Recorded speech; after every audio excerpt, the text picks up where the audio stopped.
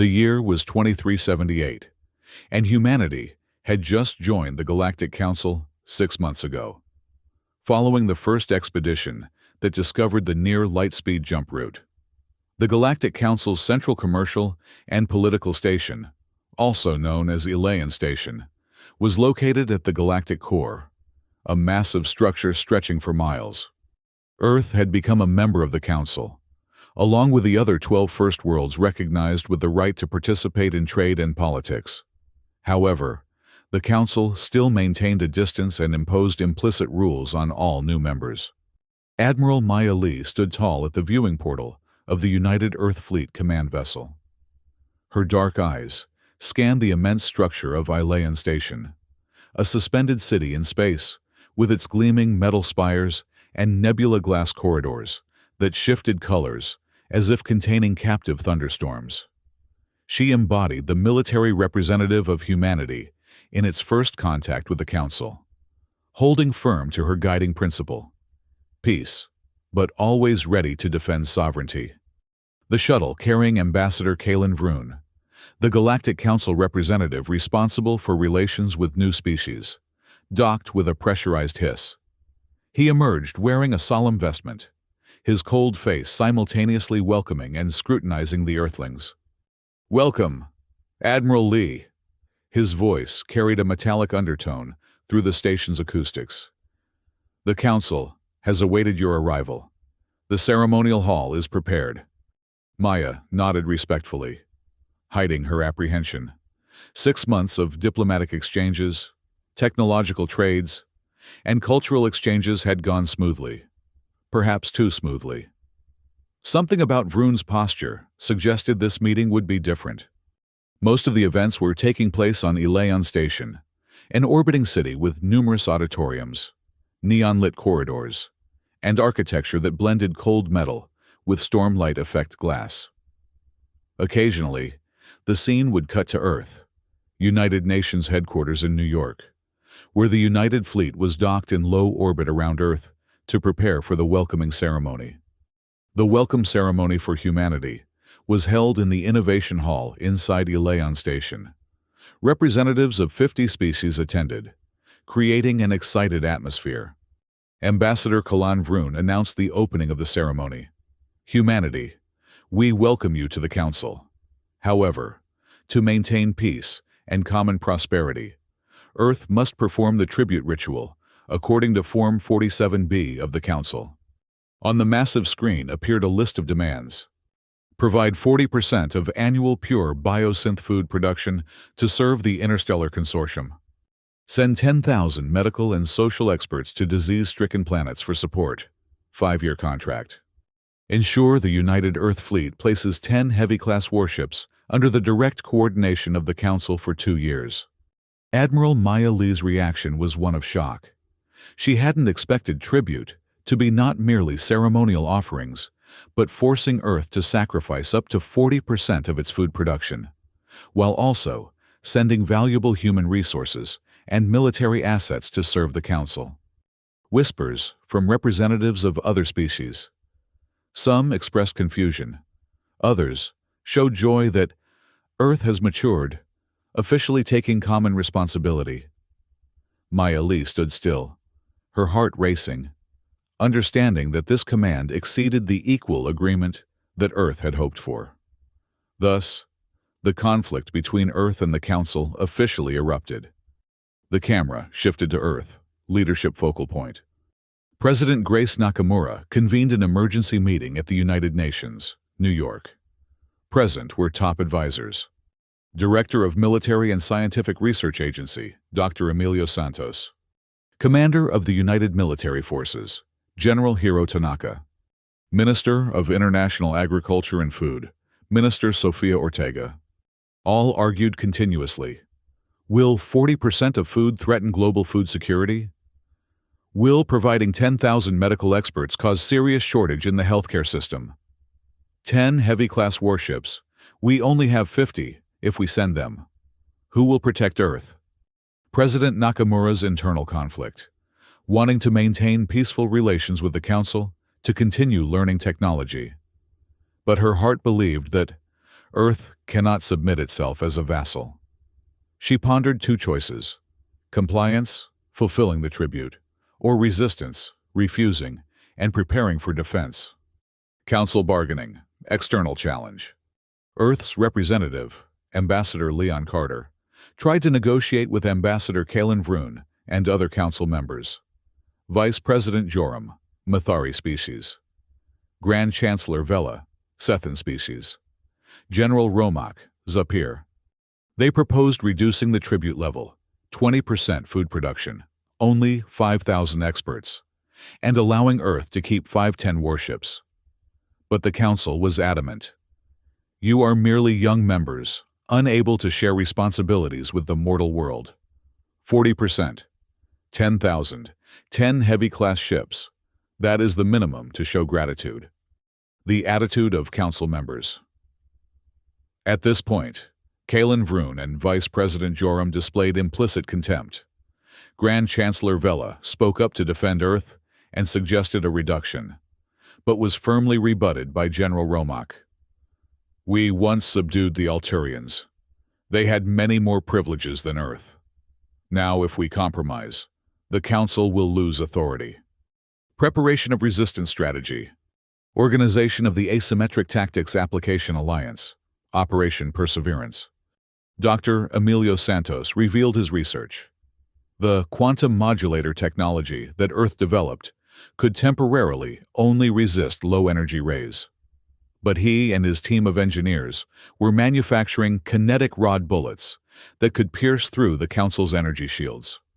General Hiro Tanaka commanded the Orbital Guard Force, arranging a fleet of 20 high-speed patrol ships, ready to deploy immediately if the Council showed threatening attitudes. Minister Sofia Ortega mobilized the global agricultural system to restructure, including barren desert areas, producing superfood, bioprotein matrix, reserves to ensure 60% of internal needs, aiming to reduce the tribute burden. Restructuring the medical aid manpower policy.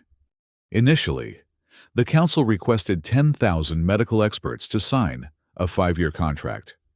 But Dr. Santos proposed a decentralized model, sending only the first 2,000 experts for survey, along with 2,000 support staff, technical, logistics, while training indigenous experts at planets receiving aid.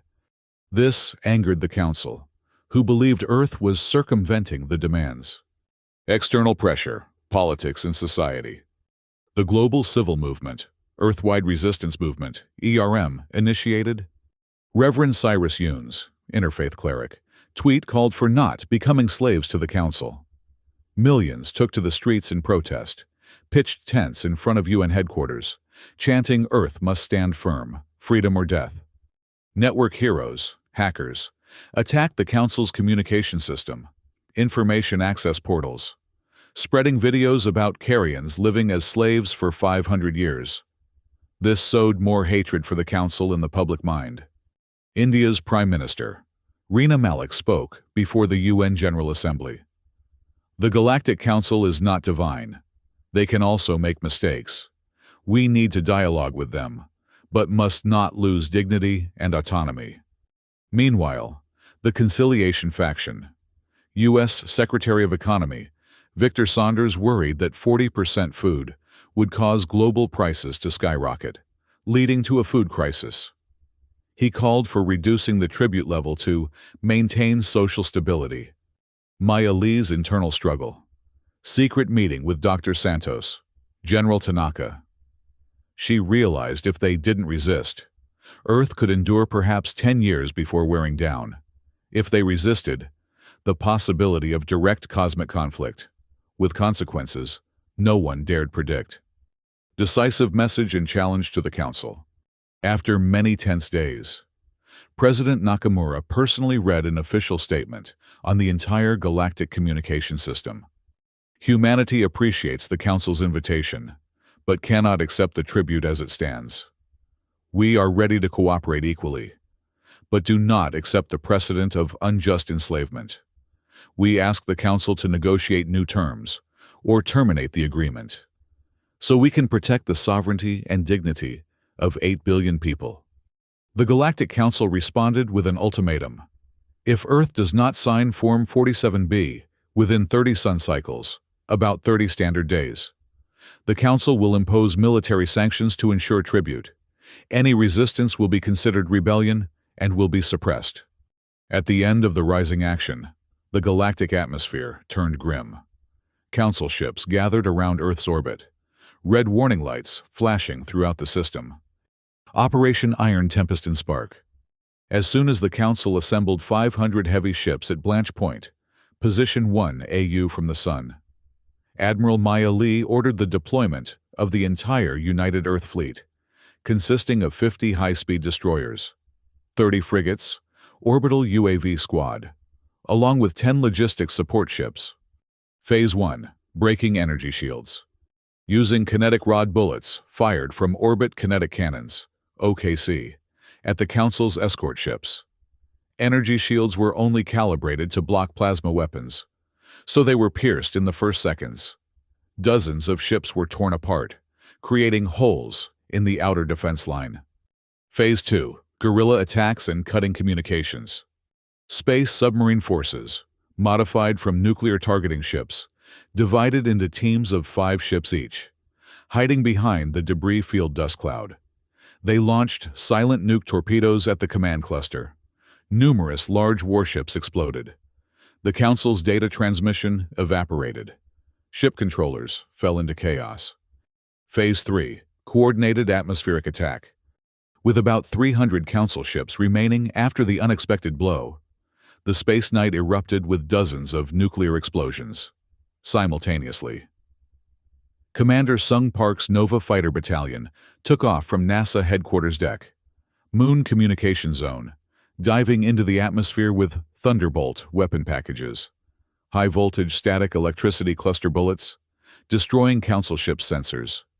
Rows of Patriot TX ground-to-air missiles, combined with F-54A fighters and armed UAVs, fired low-range nuclear missiles, causing the final group of ships to be unable to retreat in time. They requested close-range combat, but only managed to slow the United Forces' advance. The decisive moment. The Admiral flagship Ocean's Justice, the Council's flagship, was shot through the hull by Submarine Squadron 17, exploding like a supernova, marking the space sky with brilliant smoke trails. The Council soldiers' morale wavered. Within just 48 hours, the Council fleet suffered more than 70% casualties. Commanders were taken down. Communication systems collapsed. The remaining ships hastily withdrew from Earth's orbit, leaving behind smoke trails and burning wreckage. After the Great Battle, Earth lost 15 heavy ships, about 2,500 officers and sailors. The Council lost more than 350 heavy ships, 200 medium and small warships, along with 500,000 re-equipped troops. The surviving Council delegate group resigned and retreated, while lower-level delegations brought shipwreckage back to headquarters at the Galactic Core. Internal crisis of the Council. Grand Chancellor Vela, Sethan, had to call for an investigation into responsibility for the failure, while General Romak, Zapir, was demoted for poor tactical force management. Vice President Joram Mthari proposed restructuring the Council according to a loose federation model. But Callan Vroon refused. Liberation movement of worlds. News of Earth defeating the Council spread throughout the galaxy. The masses on Tantalus Prime, formerly a uranium mining colony, rebelled, destroying the Council's security branch. On Dethran Fev, indigenous soldiers attacked the Council's command headquarters. Jakaris Artel, leader of the resistance movement on Tantalus Prime, sent thanks to humanity and invited them to the new free planet, a gathering place for peoples formerly ruled by the Council. New Earth policy. President Nakamura announced the removal of all old tribute obligations, proposing an equal agreement in which Earth would provide only 5% space food to maintain the universal transit grid. At the same time, Earth shared research on kinetic rods and unlimited stealth nukes. The Terra Planetary Alliance, Terra Accord, was born. inviting worlds that had endured the Council to join hands in building an equal cooperation bloc, based on the principles of freedom, justice, cooperation. The Galactic Council partially disintegrated. By the third month after the battle, 64 original members left the Council, declared independence, and established direct trade relations with Earth. Many planets no longer placed trust in the old structure. Supreme Chancellor Retha Lauren, the Council's new leader after Morak resigned, had to accept the invitation to the Equal Dialogue Conference hosted by humanity. This meeting was expected to take place at Aurora Station, a common artificial satellite at the galaxy's edge. The future age of freedom of the galaxy. The planets Tantalus Prime, Borish Cluster, Mathari Collective, Sethan Confederation, and many other worlds signed the Free Galactic Alliance, cooperating in research, protecting each other against any cruel threats. Earth became the Galactic Observatory, a place for cultural, scientific life, and interplanetary educational exchange. Admiral Maya Lee became president of the Alliance Military Conference, ensuring peace and protection of the weak. Humanitarian moment on the inauguration day of Aurora Station. Jakari Zartel from Tantalus Prime congratulated and said, "We were once enslaved children, but thanks to a proud planet standing up, we found freedom again. Now, no one in this galaxy will be a slave anymore." As the dignitaries gathered on the observation deck of Aurora Station, the vast expanse of stars stretched before them like an endless sea of possibilities. Admiral Maya Lee, now bearing the formal title of President of the Alliance Military Conference, stood at the forefront. Her military uniform exchanged for ceremonial attire that represented not just Earth, but all free worlds. "It has been 6 months since the Battle of Earth's orbit," she began, her voice carrying across the assembly of representatives from dozens of formerly subjugated worlds. 6 months since we chose dignity over submission. 6 months of rebuilding, of forging new bonds, of healing old wounds. Around her, the faces of the galactic leaders reflected the hope that had been kindled. Grand Chancellor Vela of the Sethan people, whose early sympathy for Earth had cost her standing in the old council, now represented her confederation proudly. Beside her stood Jakari Zartel, no longer a mining slave but a statesman of Tantalus Prime, his once bowed shoulders now straight with pride. "The old council believed that strength came from dominance," Maya continued. "They confused obedience with loyalty, tribute with cooperation. But true strength," she gestured to the gathered assembly, "comes from standing together as equals." In the months following the battle, Earth had worked tirelessly to share its defensive technologies with the newly freed worlds. The kinetic rod systems were now protecting former colonies from any attempt at retaliation. The decentralized medical teams that Dr. Santos had proposed were addressing centuries of health neglect on exploited planets. Minister Sofia Ortega's agricultural revolution had expanded beyond Earth, with bioprotein matrix cultivation techniques transforming barren landscapes on Dethran 5 and other resource-depleted worlds. What had begun as a desperate measure to protect Earth's food security was now feeding billions across the galaxy.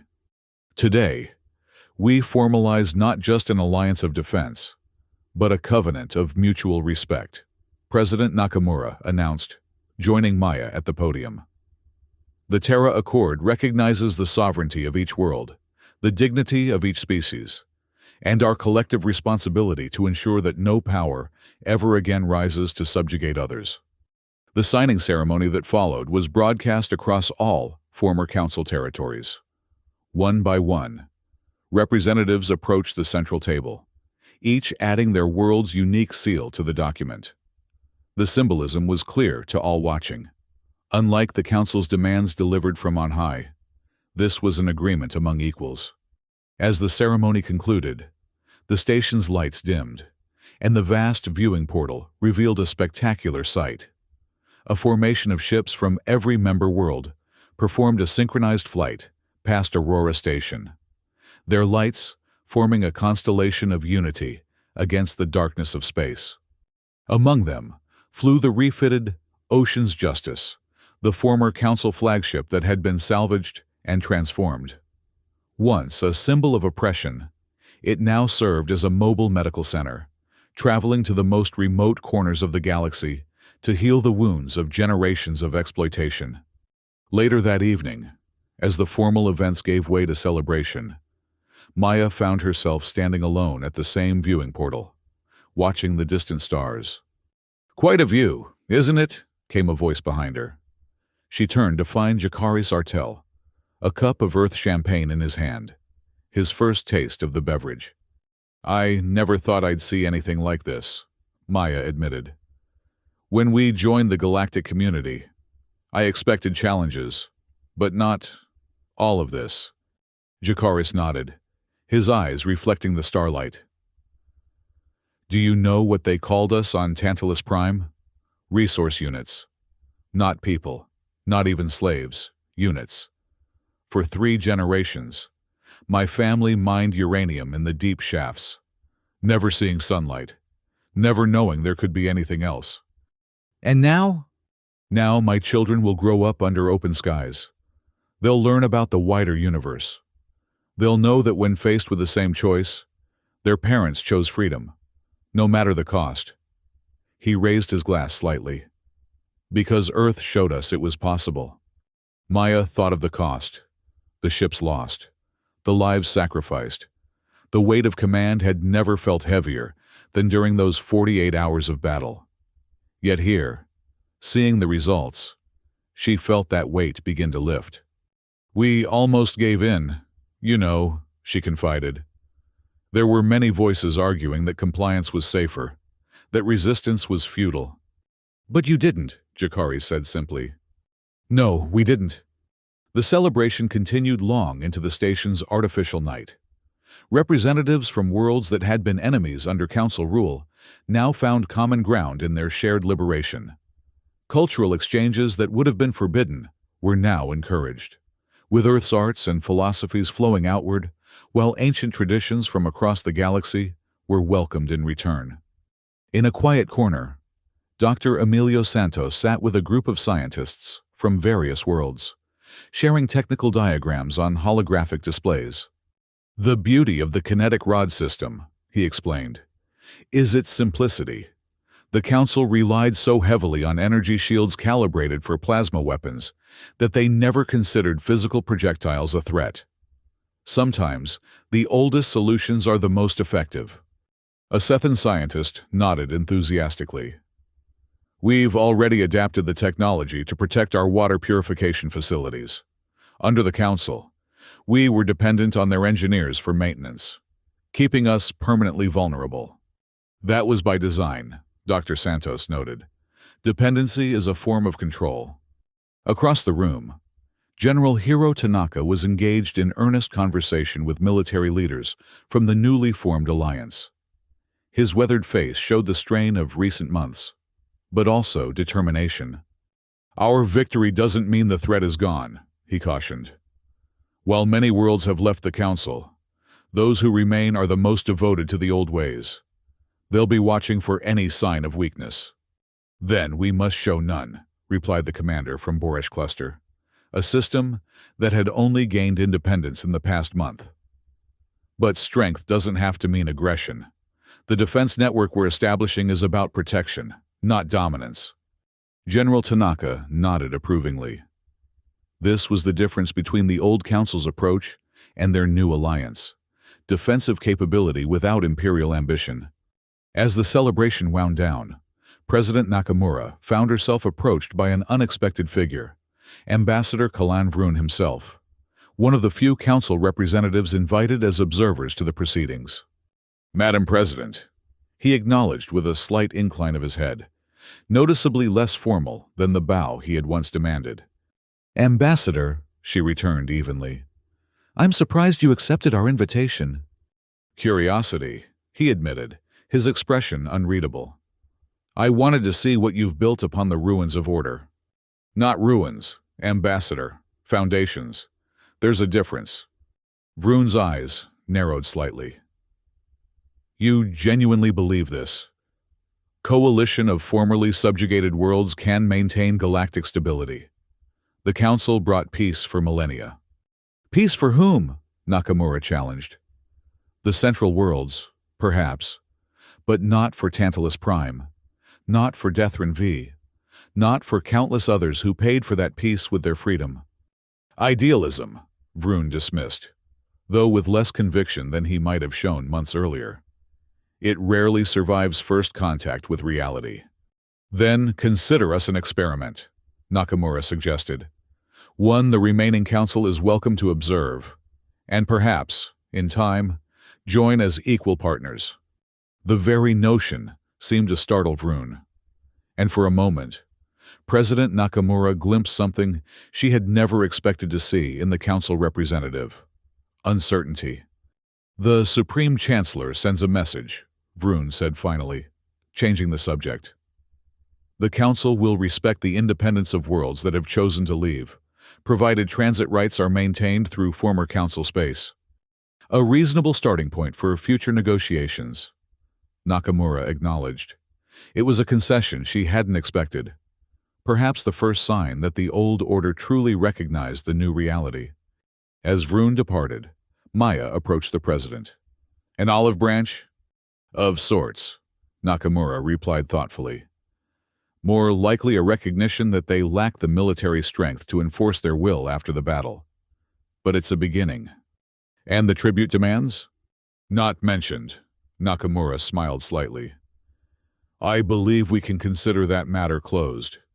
6 months later, Earth had transformed. The global agricultural system that Minister Ortega had hastily implemented during the crisis had not only averted food shortages, but created unprecedented abundance. The bioprotein matrix cultivation, developed for space efficiency, had revolutionized food production in previously unproductive regions. The 5% of production that Earth now voluntarily contributed to the universal transit grid supported peaceful commerce throughout known space. Unlike the demanded tribute, this contribution was acknowledged and reciprocated, with technological and cultural exchanges flowing back to Earth.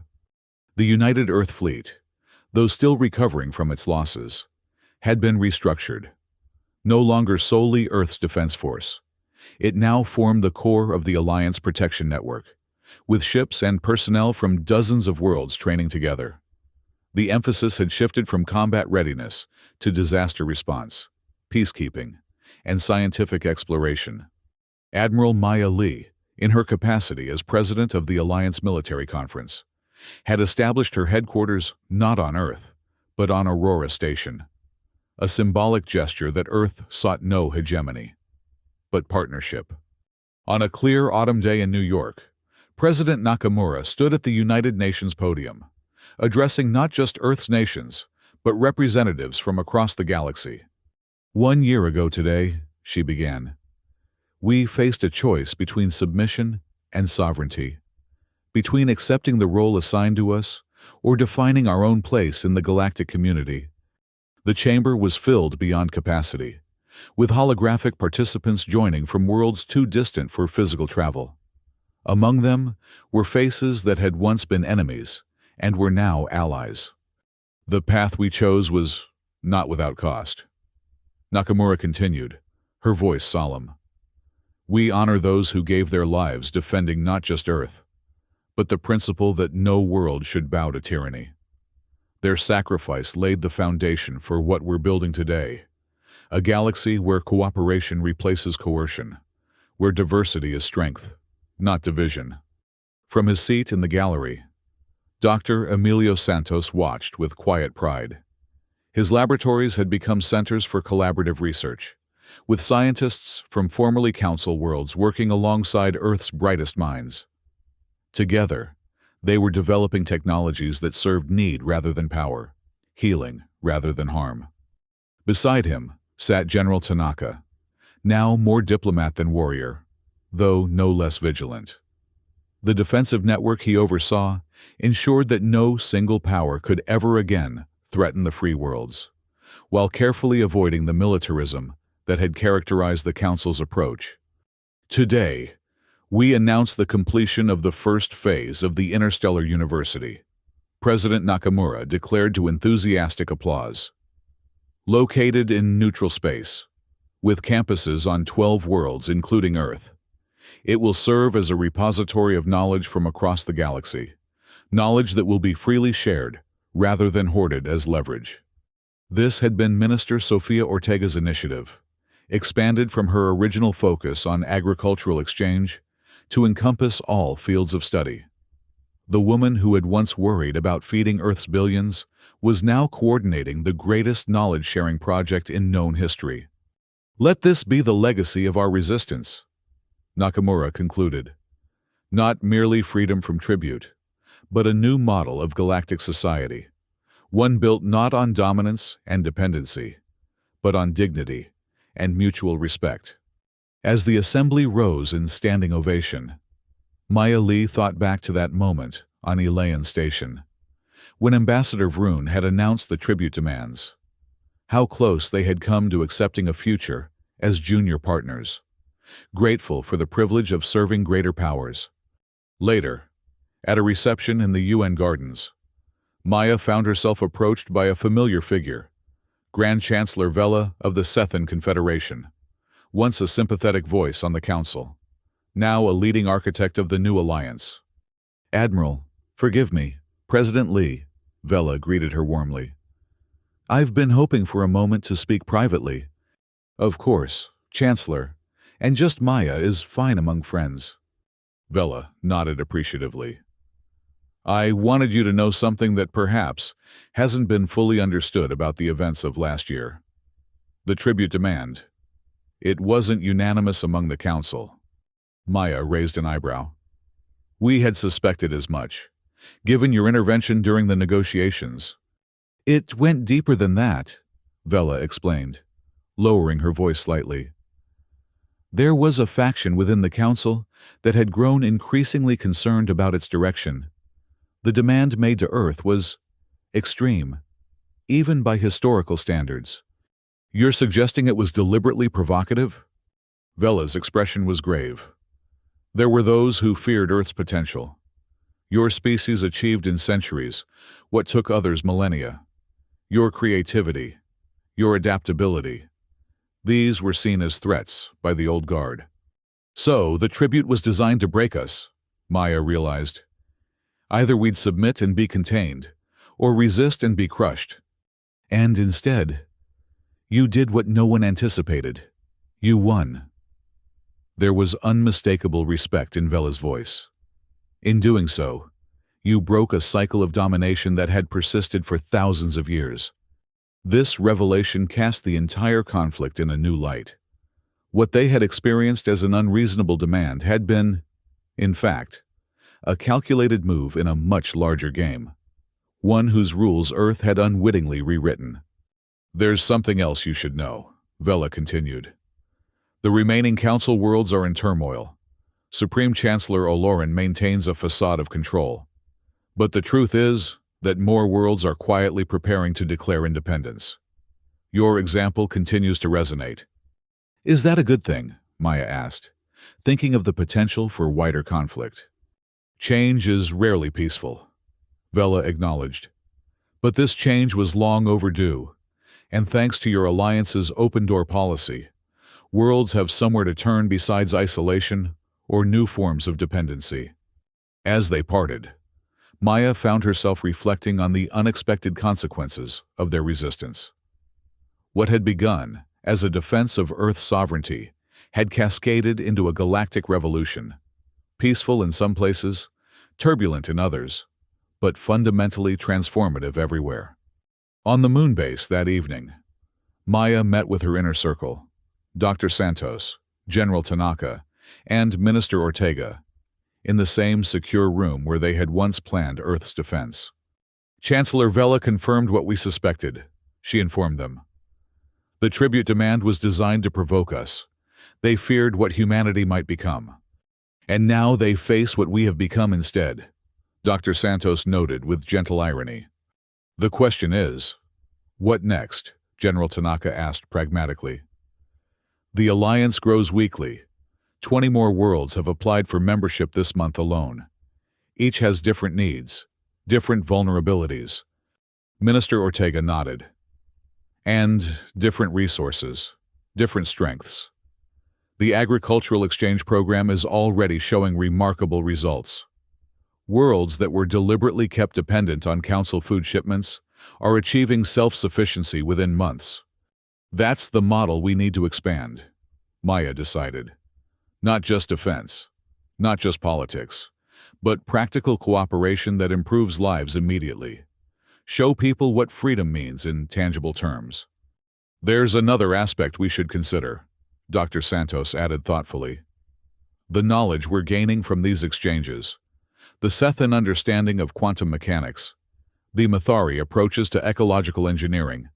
They're advancing our science by decades. A virtuous cycle, Maya agreed. Unlike the Council's model of controlled dependency, mutual exchange benefits everyone. No tribute needed. As their meeting concluded, Maya stepped out onto the lunar surface, protected by the base's atmospheric dome. Earth hung in the blackness above, beautiful and fragile and resilient all at once. She thought of the message that had begun this journey, President Nakamura's refusal to accept the Council's terms. We are ready to cooperate equally, but do not accept the precedent of unjust enslavement. Those words had changed the course of not just Earth's history, but that of countless worlds across the galaxy. They had shattered the illusion of the Council's invincibility and awakened hope where there had been only resignation. A year ago, Maya had stood on Elayan Station, a military commander representing a newcomer species, uncertain of their place in the galactic order. Now, she stood on humanity's first outpost beyond Earth, helping to forge a new order, based on principles that would have been dismissed as idealistic fantasy by the Council. On Tantalus Prime, children who would have been born into mining servitude were instead learning in schools established through the Alliance Education Initiative. On Dathran 5, forests were beginning to regrow on lands scarred by Council resource extraction, aided by Earth's environmental restoration experts. And on Earth itself, the global unity forged in crisis had endured in peace. The threat had revealed how artificial many of humanity's divisions had been, and the shared victory had created bonds that transcended old rivalries. As Maya gazed up at her home planet, a communication alert sounded from her wrist device. It was an automated notification.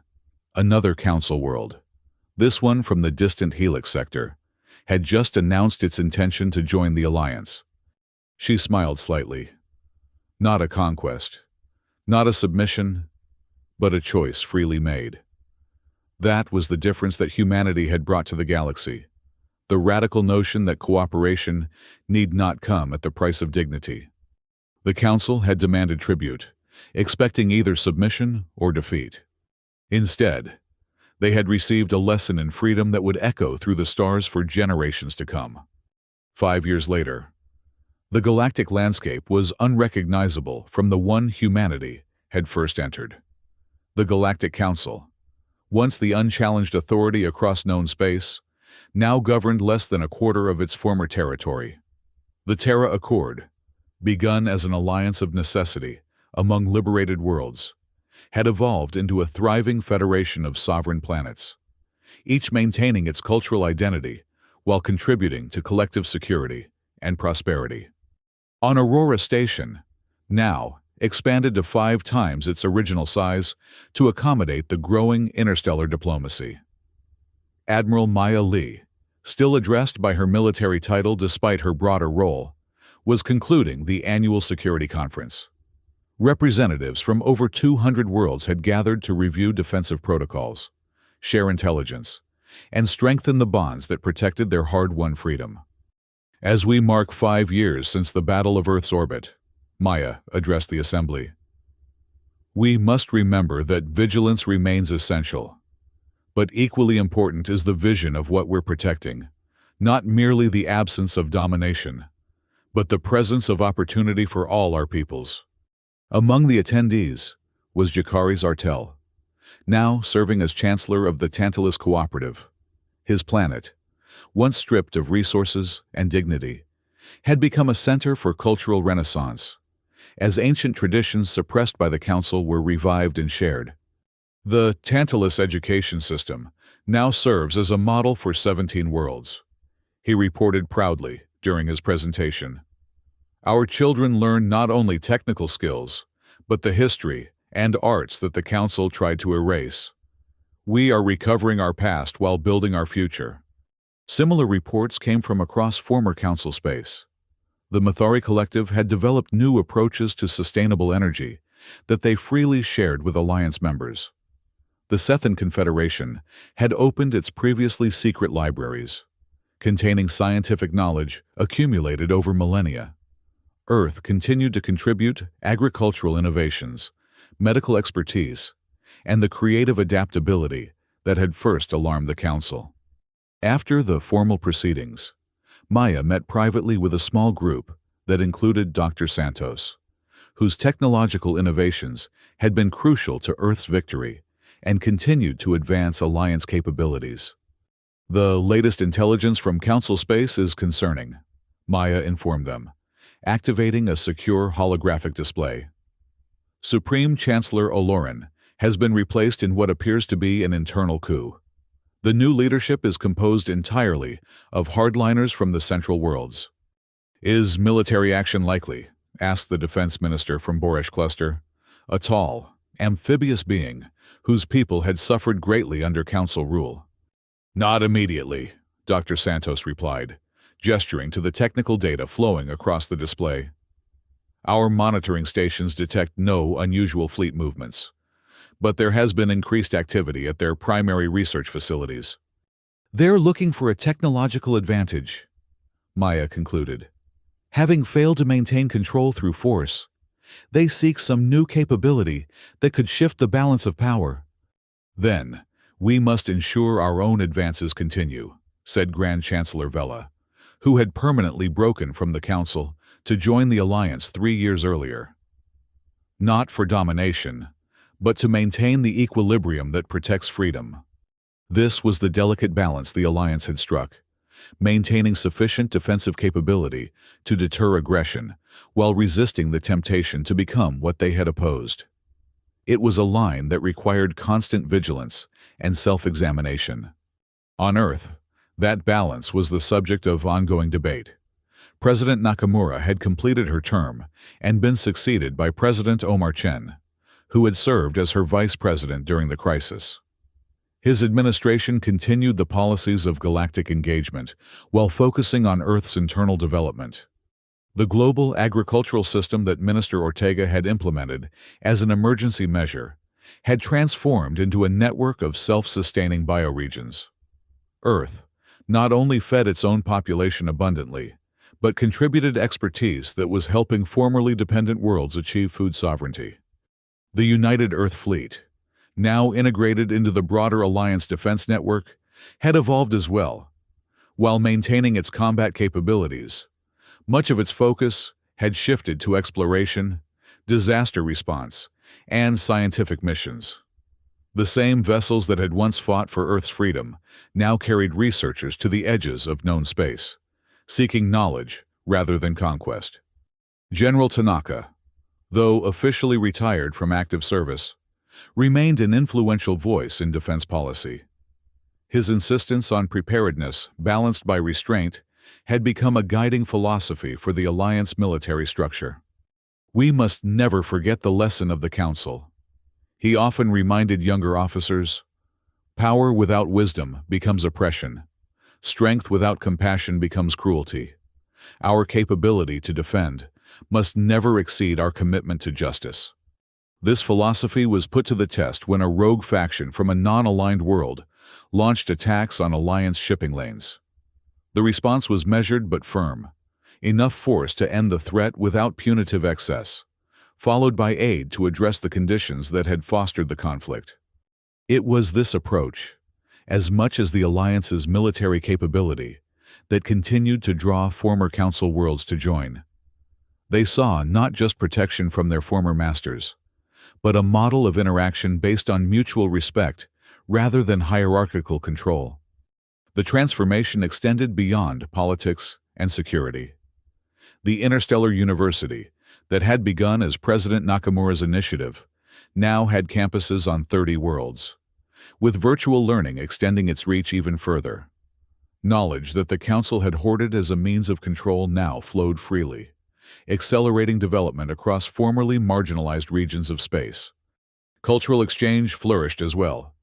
Earth's arts, philosophies, and traditions spread outward, while humanity eagerly embraced the rich diversity of galactic expression, music, literature, and ideas that had been suppressed under Council rule found new audiences across the Alliance, creating bonds that transcended political structures. On the 10th anniversary of Earth's joining the galactic community, a remarkable ceremony took place. The location was symbolic. Elayan Station itself, the former heart of Council power, now repurposed as a neutral diplomatic center under joint administration. In the same hall where Ambassador Kalen Vroon had once announced the tribute demands, representatives gathered from across known space, Alliance worlds, remaining Council territories, and independent regions. For the first time since the schism, all major galactic powers were represented in one assembly. President Omar Chen and Admiral Maya Lee represented Earth, alongside leaders from key Alliance worlds. From the diminished but still significant Council came Supreme Chancellor Tara Voss, who had risen to power promising reform while maintaining traditional values. Independent worlds sent their own delegates, cautiously engaging with both major blocs. 10 years ago in this chamber, Maya began the proceedings. Humanity was presented with a choice between submission and isolation. Today, we gather to demonstrate that there was always a third path, one of mutual respect and cooperation across our differences. The purpose of the gathering was ambitious, the negotiation of a galactic concordat that would establish shared principles of interaction, regardless of political alignment. Not an attempt to reunify what had been sundered, but to create a framework for peaceful coexistence and gradual reconciliation. The Council recognizes that the era of tribute is past, Supreme Chancellor Voss acknowledged in her address, marking a significant shift from previous positions. While we maintain that our governance brought stability to the galaxy for millennia, we accept that new models have emerged and proven viable. This concession, unimaginable a decade earlier, reflected the reality that the Council could no longer enforce its will through strength of arms. Its remaining worlds were stable and prosperous, but the aura of inevitability and universality had been permanently broken. The negotiations lasted 7 days, with passionate debates over principles of sovereignty, resource sharing, cultural autonomy, and collective security. Earth's representatives often found themselves in the role of mediators between former Council hardliners and the most radical Alliance voices who rejected any accommodation with the old order. We cannot erase history, President Chen reminded the Assembly during a particularly heated exchange. But neither must we remain its prisoners. The systems that once divided us as rulers and ruled can be transformed into bridges of understanding. By the final day, agreement had been reached on a framework that, while limited in scope, represented the first steps toward a new galactic order. The Concordat established principles of non-interference in internal affairs, free movement of peoples, open exchange of non-military knowledge, and mutual aid in cases of natural disaster or external threat. As the formal signing ceremony concluded, Maya found herself approached by an unexpected figure, Ambassador Kalen Vroon, now elderly, but still serving as a Council diplomat. Admiral Lee, he acknowledged with a formality that could not entirely mask his discomfort. A remarkable achievement. Few would have predicted such an outcome when we last stood in this chamber. Including you, Ambassador? Maya asked directly. Vroon's expression shifted, revealing a complexity that had been hidden behind diplomatic masks 10 years earlier.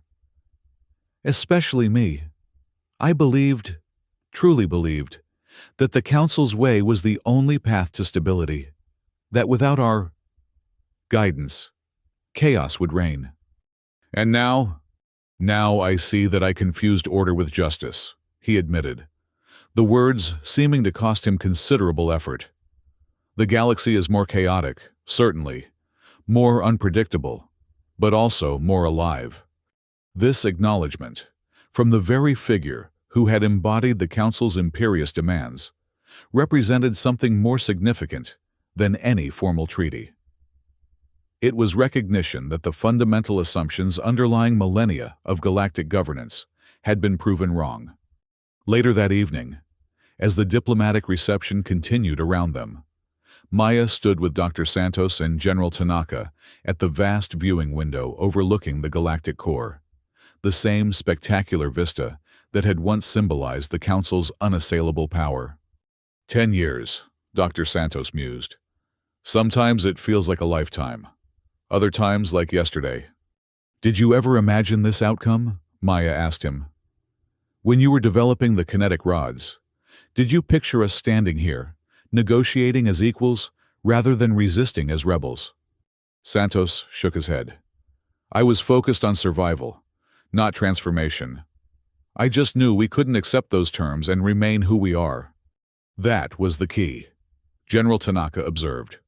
Not just what the tribute would have cost in resources, but what accepting it would have cost in spirit. Once you accept that your dignity is negotiable, no boundary remains firm. Maya nodded, watching the swirl of delegates from across the galaxy, former enemies engaging in earnest conversation, representatives of worlds that had never known freedom under the Council, now standing tall among peers. The Council made a fundamental miscalculation, she reflected. They saw Earth as just another world to be assimilated into their system. They never understood that our brief history had taught us something their stability had allowed them to forget. What's that? Asked Santos. That freedom, once tasted, becomes essential, Maya answered, and that humans, for all our flaws, would rather risk everything than live on our knees. As the reception wound down, Maya received a priority communication from Aurora Station, another former Council world. This one, from the distant Spiral Arm, had formally requested Alliance membership, not fleeing oppression this time, but freely choosing association based on shared values. She smiled slightly as she acknowledged the message. The Council had demanded tribute from humanity, expecting either submission or defeat. Instead, they had received a revolution that continued to echo across the stars, not of weapons, but of ideas, not of conquest, but of liberation.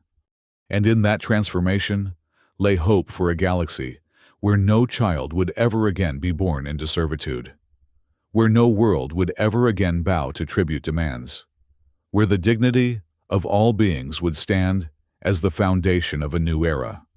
In the vast tapestry of galactic history, humanity's defiance had sewn a thread of freedom that would continue to weave through countless worlds for generations to come.